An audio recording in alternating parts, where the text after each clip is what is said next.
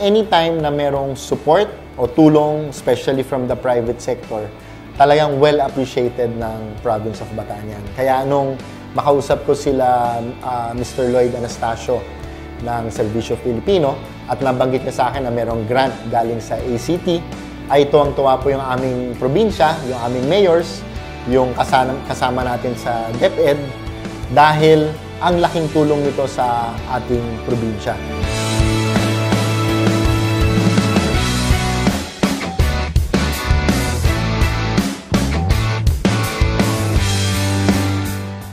Bilang mayor ay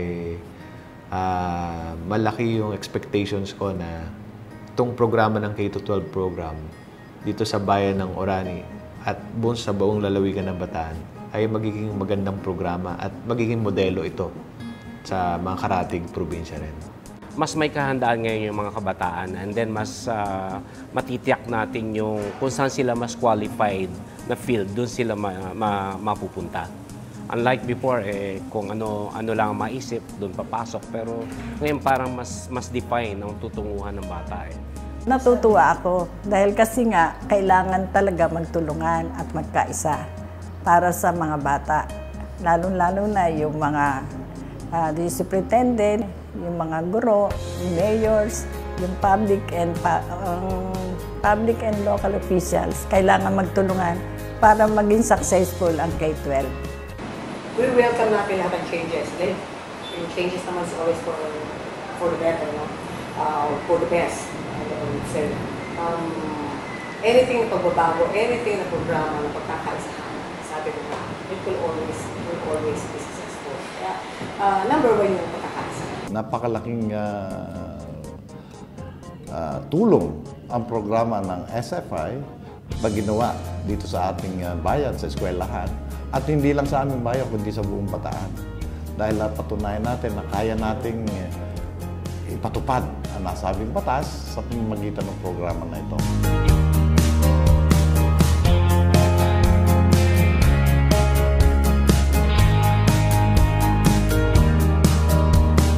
Malaki ang maitutulong ng proyekto ng SFI kasi unang-una, matitrain yung mga bata. Through the Key Train, the first module which is Key Train, makikita natin ang kahandaan ng mga bata dito sa mga skills na kailangan ng industry.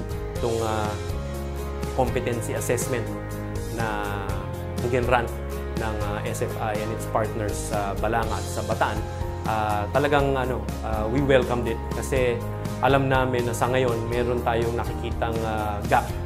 So yung pinoproduce nating graduates, although mahusay sila, meron pa rin mga sabihin natin pagkukulang, meron pang room for improvement na kinakailangan makuha o ma-attain para makapag-match sila sa actual na trabaho. Yung grant is very helpful siya lalo na doon sa mga estudyante kasi yung for them to be able to be a part of a research that is, I think, very new din sa kanila yun. Even to us, very new rin sa amin.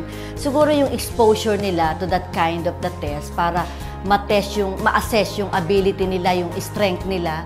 At least, makakatulong sa kanila yon, parang career guidance.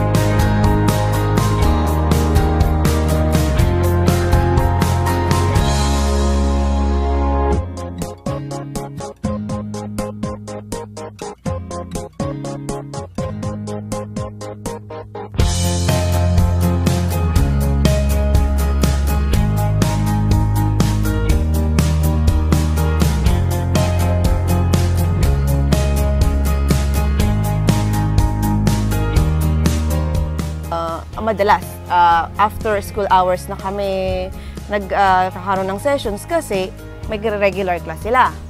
At minsan din, kahit na holiday, pumupunta kami. Dedicated sila doon sa kanila, sa ibinigay na asignatura or assignment or task sa kanila. Talagang yung motivation na matapos at magagawa nila ng maayos talagang naroon. Kahit na minsan nag-overtime kami para matapos lang nila, okay lang sa kanila yun.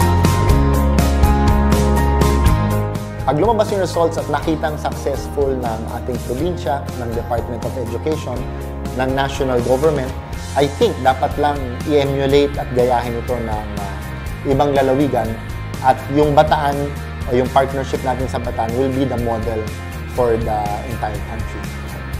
It is compliant with the skills which are needed by industry. Hindi lang sa mga vocational skills, kundi sa iba-ibang industries na papasukan nila afterwards. If they are properly trained from kindergarten, then when they go out, they can globally compete. Pag nakita sa resume nila na may certification sila, so mabilis silang matanggap sa anumang trabaho na pasukin ng mga kabataang magsisipagtapos.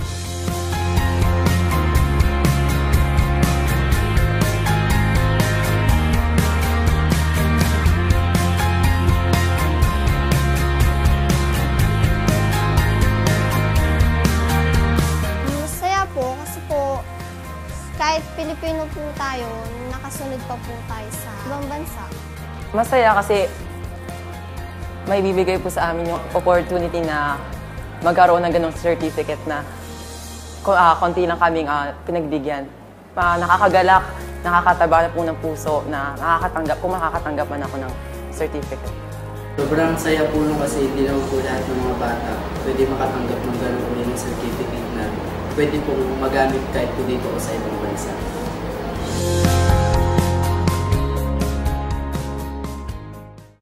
We're very happy na dumating ang SFI with this kind of help, with this kind of program for our city and our province. Sa Bataan Provincial Government po ay maraming salamat po sa pangunguna po ng ating mahal na gobernador. Salamat po sa initiative upang mapalapit niyo po sa amin lalo ang isang makabuluhang edukasyon. Sa SFI, maraming salamat din po sa inyong pakikipagtulungan at sana po ay ipagpatuloy niyo po ang inyong ginagawang programa para po sa mga kabataan ng Bataan at maging ng buong Pilipinas na rin. Masaya po, saka mapalad po kami kasi may ganitong opportunity po pala na kami po yung napili. Kaya maraming salamat po.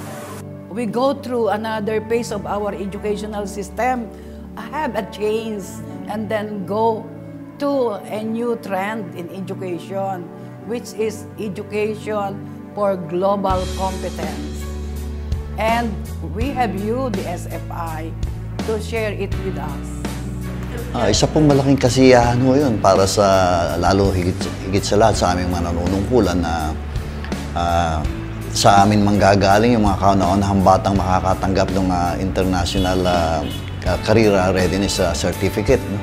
At kauna-unahan sa buong Pilipinas. I'm very, very grateful.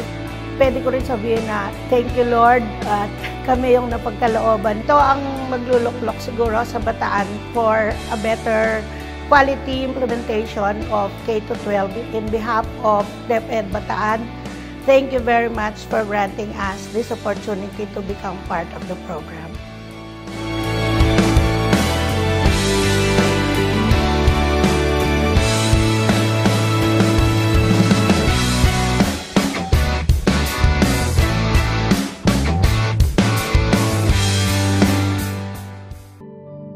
Itong grant na to will make the partnership better with DepEd, pati ng Serbisyo Filipino. Dahil with our partnership, mas may enhance natin yung pag-implement ng senior high school na first time i-implement sa buong Pilipinas.